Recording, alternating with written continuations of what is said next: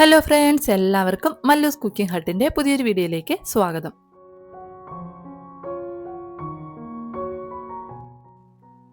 ഇന്നത്തെ വീഡിയോ എന്ന് പറയുന്നത് നല്ല അടിപൊളിയായിട്ടുള്ളൊരു ചിക്കൻ 65 ആണ്. നമ്മൾ ഫ്രൈ ചെയ്തെടുക്കുന്ന സമയത്ത് മസാലയൊന്നും ഒട്ടും തന്നെ പിരിഞ്ഞു പോകാത്ത രീതിക്ക് നല്ല അടിപൊളിയായിട്ടുള്ളൊരു ചിക്കൻ 65 എങ്ങനെയാണ് തയ്യാറാക്കി എടുക്കുന്നതെന്നൊന്ന് നോക്കാം. അപ്പോൾ നമ്മുടെ വീഡിയോയിലോട്ട് പോകുന്നതിന് മുമ്പായിട്ട് വീഡിയോ കാണുന്ന സമയത്ത് നിങ്ങൾക്ക് ഇഷ്ടപ്പെടുകയാണെന്നുണ്ടെങ്കിൽ ഒന്ന് ലൈക്ക് ചെയ്തേക്കണേ. അതുപോലെ തന്നെ ചാനൽ ഒന്ന് സബ്സ്ക്രൈബ് ചെയ്ത് സപ്പോർട്ട് ചെയ്യാനും മറക്കല്ലേ.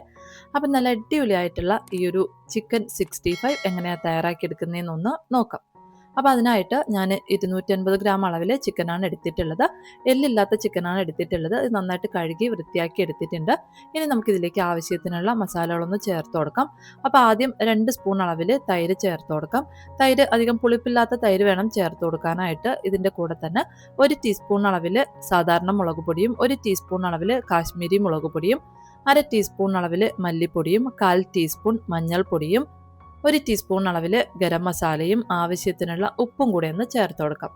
ഇനി നമുക്കിതിലേക്ക് ചേർത്ത് കൊടുക്കേണ്ടത് ഇഞ്ചി വെളുത്തുള്ളി പേസ്റ്റാണ്. ഞാൻ 1/2 ടീസ്പൂൺ അളവിൽ ഇഞ്ചി വെളുത്തുള്ളി പേസ്റ്റ് എടുത്തിട്ടുണ്ട്. അതും കൂടെ ഒന്ന് ചേർത്ത് നല്ലതുപോലെ ഒന്ന് മിക്സ് ചെയ്തെടുക്കാം. നന്നായിട്ടൊന്ന് മിക്സ് ചെയ്തെടുത്തതിന് ശേഷം നമുക്ക് അരമണിക്കൂർ ഇതൊന്ന് മസാല പിടിക്കാനായിട്ടൊന്ന് മാറ്റി വെക്കാം. കുറഞ്ഞത് അരമണിക്കൂറെങ്കിലും മസാല പിടിക്കാനായിട്ട് മാറ്റി വെച്ചിട്ട് വേണം നമ്മളിത് ഫ്രൈ ചെയ്യാനായിട്ട് എടുക്കേണ്ടത്. ഇപ്പം ഞാൻ അരമണിക്കൂറൊന്ന് മസാല പിടിക്കാനായിട്ടൊന്ന് മാറ്റി വെച്ച് എടുത്തിട്ടുണ്ട്. ഇനി നമുക്ക് ഇതിലേക്ക് ചേർത്ത് കൊടുക്കേണ്ടത് കോൺഫ്ലോർ ആണ്. അപ്പോൾ നമുക്ക് 2 സ്പൂൺ അളവിൽ കോൺഫ്ലോർ ഇതിലേക്ക് ചേർത്ത് കൊടുക്കാം. അതിനുശേഷം നമുക്ക് നന്നായിട്ടൊന്ന് മിക്സ് ചെയ്തെടുക്കാം. നമ്മൾ ഈ കോൺഫ്ലോർ ചേർത്ത് കൊടുക്കുമ്പോഴത്തേക്കും ഒട്ടും തന്നെ മസാല പിരിഞ്ഞു പോകാത്ത രീതിക്ക് നമുക്ക് ഫ്രൈ ചെയ്ത് എടുക്കാനായിട്ട് പറ്റും.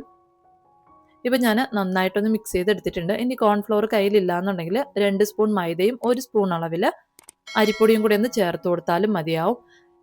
ഇനി നമുക്ക് നന്നായിട്ടൊന്ന് മിക്സ് ചെയ്തെടുത്തതിന് ശേഷം നമുക്ക് എണ്ണയിലിട്ടൊന്ന് ഫ്രൈ ചെയ്യാവുന്നതാണ്. അപ്പോൾ അതിനായിട്ട് എണ്ണ നല്ലതുപോലെ ഒന്ന് ചൂടായിട്ടുണ്ട്. എണ്ണ നന്നായിട്ടൊന്ന് ചൂടായതിന് ശേഷം മീഡിയം ഫ്ലെയിമിലോട്ട് വെച്ചിട്ട് നമ്മൾ റെഡിയാക്കി വെച്ചിട്ടുള്ള ചിക്കൻ പീസ് ഓരോന്നായിട്ട് എണ്ണയിലേക്കൊന്ന് ഇട്ട് കൊടുക്കാം.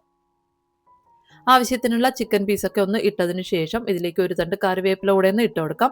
അതിനുശേഷം ഒരു 30 സെക്കൻഡ് കഴിഞ്ഞിട്ട് നമുക്കിതുപോലെ ചെറുതായിട്ടൊന്ന് ഇളക്കി കൊടുക്കാം. ഇങ്ങനെ നമ്മൾ ചെറുതായിട്ടൊന്ന് ഇളക്കി കൊടുക്കുമ്പോഴത്തേക്കും ചിക്കനൊക്കെ പരസ്പരം ഒട്ടിപ്പിടിക്കാതെ മസാല ഒന്നും തന്നെ പിരിഞ്ഞു പോകാത്ത രീതിക്ക് നമുക്ക് ഫ്രൈ ചെയ്ത് എടുക്കാനായിട്ട് പറ്റും. അതിനുശേഷം നമുക്കിതുപോലെ ചെറുതായിട്ടൊന്ന് ഇളക്കി കൊടുത്ത് തിരിച്ചും മറിച്ചും ഇട്ട് മീഡിയം ഫ്ലെയിമിൽ വെച്ചിട്ട് തന്നെ ഒന്ന് ഫ്രൈ ചെയ്ത് എടുക്കാം.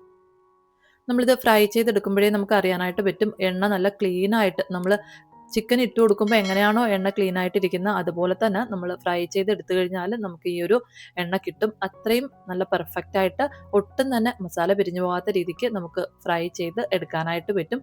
ഇപ്പം നമ്മുടെ ചിക്കനൊക്കെ നല്ലതുപോലെ ഒന്ന് വെന്ത് വന്നിട്ടുണ്ട്. ഇതിന് നമുക്ക് എണ്ണയിൽ നിന്ന് കോരി മാറ്റാവുന്നതാണ്.